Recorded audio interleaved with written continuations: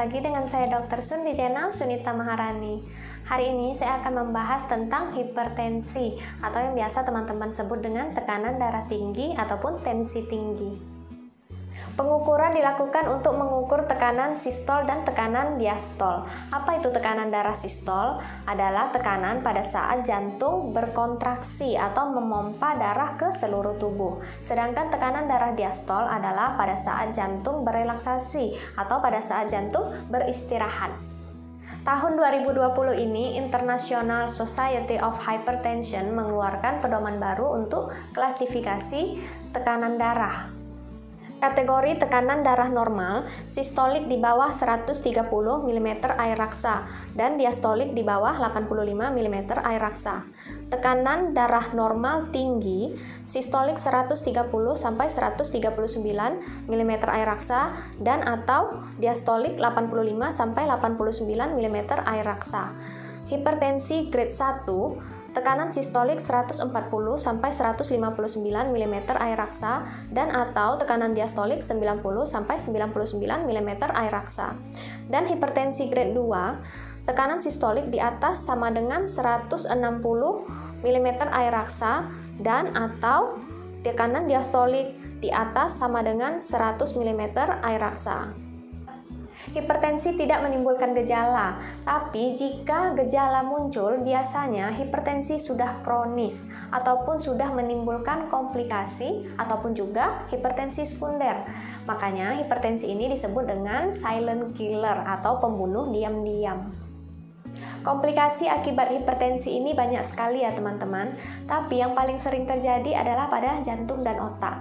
Pada jantung bisa menyebabkan penyakit jantung koroner dan juga gagal jantung, karena jantung bekerja berat memompa darah sehingga fungsi jantung menurun dan terjadi gagal jantung. Yang kedua pada otak.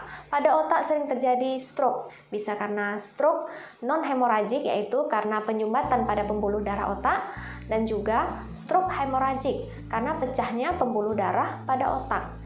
Sehingga bagian otak ada yang rusak karena nutrisi dan oksigen tidak sampai ke bagian otak tersebut karena pembuluh darahnya tadi tersumbat ataupun pecah. Hipertensi ini dibagi dalam dua jenis. Yang pertama hipertensi primer, yang kedua hipertensi sekunder. Pada hipertensi primer, hipertensi ini terjadi penyebabnya tidak diketahui, tetapi ada yang memicu terjadinya hipertensi primer ini. Yang pertama adalah banyak makan garam. Garam mengandung natrium. Natrium ini bisa mengikat air sehingga volume darah meningkat, lalu bisa memicu tekanan darah tinggi. Sekarang ini banyak anak-anak muda menderita hipertensi. Ini diakibatkan anak-anak muda sekarang suka makan makanan fast food dan juga makan makanan olahan yang tinggi garam dan juga sering makan mie instan. Apalagi makan mie instannya dimasak dengan bakso, sosis, kecap. Sedangkan bakso, sosis, kecap ini tinggi garam. Yang kedua, akibat kurangnya aktivitas, contohnya kurang berolahraga. Yang ketiga, gaya hidup tidak sehat, contohnya merokok, minum alkohol, minum minuman bersoda, minum minuman berkafein seperti kopi, dan juga minum teh. Yang keempat, karena kegemukan. Biasanya pada orang gemuk kolesterolnya tinggi. Kolesterol yang tinggi bisa menyebabkan plak pada pembuluh darah yang menyebabkan aterosklerosis.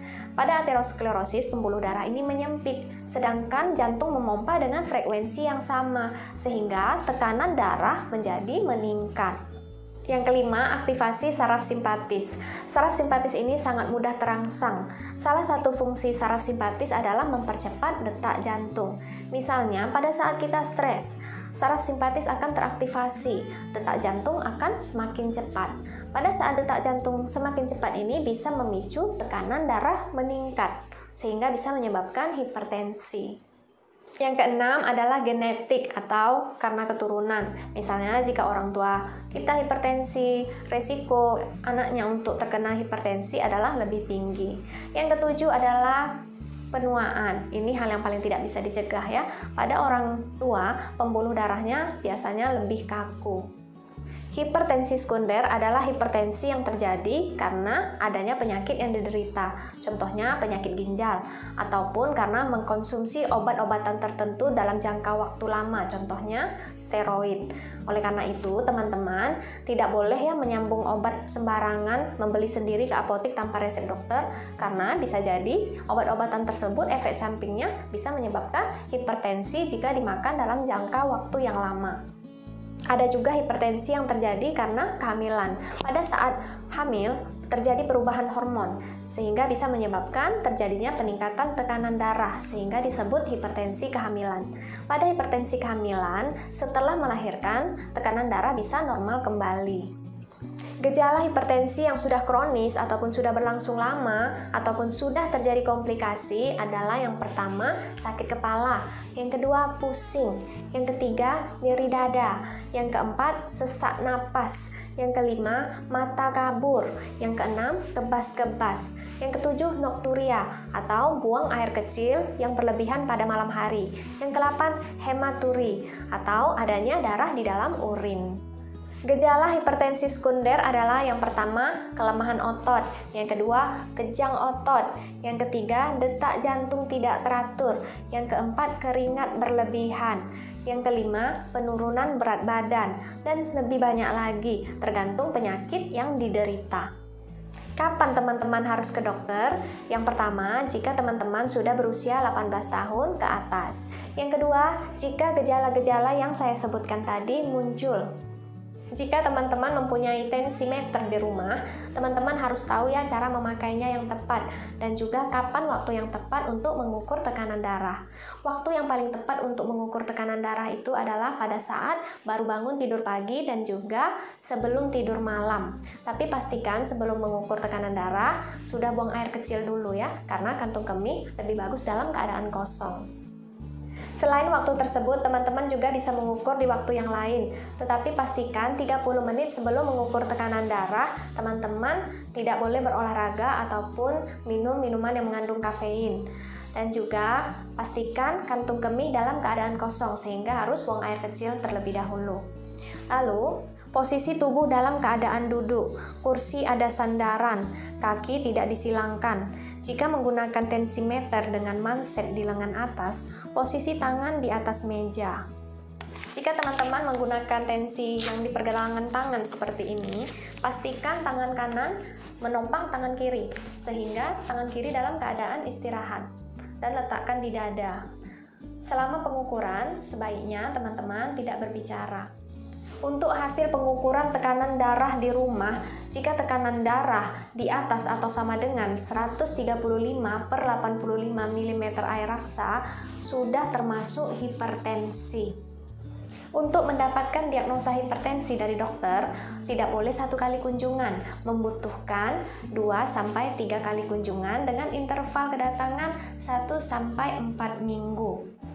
Diagnosa hipertensi bisa langsung ditegakkan dengan 1 kali kunjungan jika tekanan darah di atas atau sama dengan 180/110 mm air raksa ataupun tekanan darah di atas 130/85 mm air raksa tetapi sudah ditemukan adanya tanda-tanda kerusakan organ. Jika teman-teman sudah didiagnosa oleh dokter mempunyai penyakit hipertensi, dokter biasanya akan langsung memberikan terapi, menganjurkan untuk merubah pola hidup sehat dan juga diet makanan yang sehat, dan memberikan obat-obatan anti hipertensi. Ada beberapa golongan obat anti hipertensi. Yang pertama, golongan diuretik, yaitu cara kerjanya dengan cara membuang kelebihan garam dalam tubuh melalui urin atau air seni. Yang kedua, golongan kalsium antagonis, yang cara kerjanya adalah dengan melebarkan pembuluh darah. Yang ketiga, golongan beta blocker, yang cara kerjanya adalah melebarkan pembuluh darah dan juga memperlambat detak jantung. Yang keempat, ada golongan ACE inhibitor, yang cara kerjanya adalah merilekskan pembuluh darah. Yang kelima adalah golongan angiotensin 2 reseptor blocker atau ARB, yang cara kerjanya juga dengan merilekskan pembuluh darah. Yang keenam ada golongan penghambat renin. Untuk pemilihan obat anti hipertensi yang akan digunakan itu tergantung dari keluhan teman-teman saat mengunjungi dokter.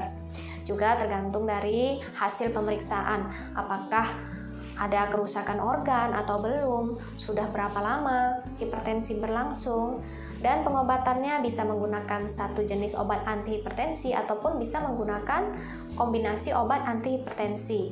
Kombinasi obat antihipertensi ini tidak boleh yang cara kerjanya sama. Perlu pengawasan 3-6 bulan selagi mengkonsumsi obat antihipertensi ini, karena pada saat kontrol teman-teman akan diperiksa lagi. Dosis obat-obatan bisa ada dinaikkan atau diturunkan atau dikombinasi, itu tergantung hasil pemeriksaan teman-teman saat kontrol ulang. Jadi teman-teman sebaiknya jangan menyambung obat sendiri dan juga jangan memilih sendiri obat antihipertensi karena perlu banyak pertimbangan menggunakan obat antihipertensi yang cocok dengan kondisi teman-teman. Dan juga pada saat keadaan tertentu teman-teman bisa saja mengkonsumsi obat antihipertensi seumur hidup. Jika muncul pertanyaan jika sudah menderita hipertensi, tetapi pada rentang waktu tertentu teman-teman dikontrol tekanan darah normal, apakah bisa berhenti dari pengobatan antihipertensi? Jawabannya bisa, tetapi tetap dengan pola hidup yang sehat, karena hipertensi ini tidak dapat disembuhkan, hanya bisa dikontrol dengan gaya hidup sehat, yaitu olahraga dan makan makanan sehat, dan juga dikontrol dengan obat-obatan. Jadi jika sudah normal, tidak mau mengkonsumsi obat, ya pola hidup sehat itu harus diteruskan, karena jika tidak diteruskan tekanan darah ini akan meningkat kembali. Bagi teman-teman yang sudah menderita hipertensi, sebaiknya rajin mengecek tekanan darah minimal seminggu sekali. Apa saja yang bisa teman-teman lakukan di rumah untuk mencegah dan mengatasi hipertensi? Yang pertama adalah dengan membatasi konsumsi garam. Garam mengandung tinggi natrium yang bisa menyebabkan tekanan darah meningkat. Untuk itu batasi konsumsi garam 1 hari 1 sendok teh.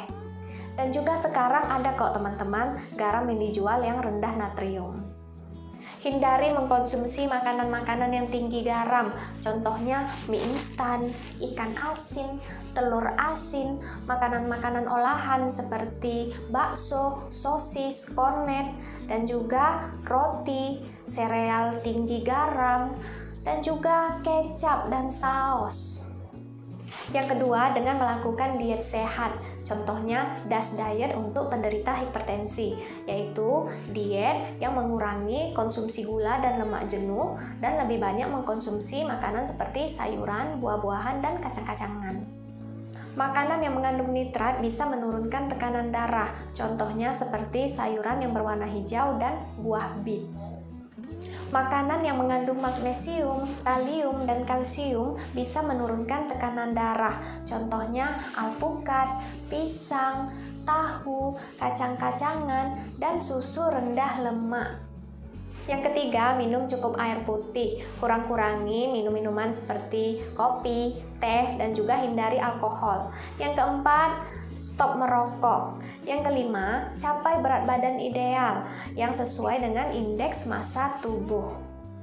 Yang keenam, dengan melatih aktivitas fisik, yaitu dengan cara berolahraga. Olahraga yang baik untuk menurunkan tekanan darah adalah dengan jalan kaki, jogging, yoga, berenang, dan juga bersepeda yang dilakukan 5-7 kali seminggu yang disebut dengan latihan interval intensitas tinggi. Latihan massa otot juga bagus untuk menurunkan hipertensi yang dilakukan 2-3 kali seminggu. Yang ketujuh, dengan manajemen stres. Stres ini banyak macam ya, bisa juga karena keadaan finansial, bisa karena keadaan di rumah ataupun di lingkungan kerja. Kalau untuk di lingkungan kerja sebaiknya bisa memanajemen waktu ya, sehingga pekerjaan tidak menumpuk dan bisa menimbulkan stres. Untuk stres-stres yang lain, walaupun stres, coba cari kegiatan yang bisa menyenangkan atau hobi yang menyenangkan, sehingga bisa menyeimbangi stres yang terjadi. Jika stres dirasakan sudah cukup mengganggu, teman-teman bisa mencari pertolongan ke dokter. Yang ke-8, hindari menggunakan obat-obatan tradisional ataupun mengkonsumsi obat-obatan herbal untuk menurunkan tekanan darah tinggi. Jika teman-teman sudah menderita hipertensi, sebaiknya konsumsilah obat-obatan yang diresepkan oleh dokter, karena belum ada studi yang mendukung pengobatan dari obat-obatan tradisional ataupun herbal. Yang ke-9, kurangi paparan polusi udara, karena sudah ada studi yang menghubungkan tekanan darah tinggi dengan polusi udara. Semoga informasi yang saya berikan hari ini bermanfaat untuk teman-teman semua. Saya Dr. Sun mohon pamit, sampai ketemu di informasi selanjutnya. Assalamualaikum warahmatullahi wabarakatuh.